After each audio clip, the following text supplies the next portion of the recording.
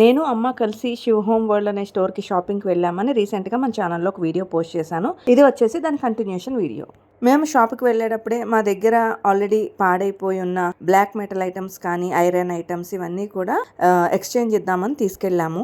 షాప్కి వెళ్ళగానే ముందుగా మేము పట్టుకెళ్ళిన ఐటమ్స్ అన్నీ కూడా వెయిట్ చెక్ చేసి ఐరన్కి అయితే కిలోకి ఎంత ఇస్తారు, అలాగే బ్లాక్ మెటల్ అయితే కిలోకి ఎంత ఇస్తారు, ఇవన్నీ కూడా మనకి ఒక పేపర్ మీద రాసిస్తారు. మనం ఈ పేపర్ని తీసుకెళ్ళి బిల్లింగ్ కౌంటర్లో చూపిస్తే గనక కిలోకి ప్రైస్ ఎంత, మనకి ఎంత వస్తుంది అనేది అమౌంట్ చెప్తారనమాట. మనం ఆ అమౌంట్కి ఓకే అనుకుంటే గనక లాస్ట్లో బిల్ అంతా అయిపోయిన తర్వాత టోటల్ బిల్ అమౌంట్లోంచి మనకి ఇచ్చే ఎక్స్చేంజ్ అమౌంట్ని డిడక్ట్ చేస్తారు. నేను చూపించిన లిస్ట్లో అయాన్ లేదండి. అయాన్కి వచ్చేసి పర్ కేజీ 15 రూపీస్ ఇస్తారట.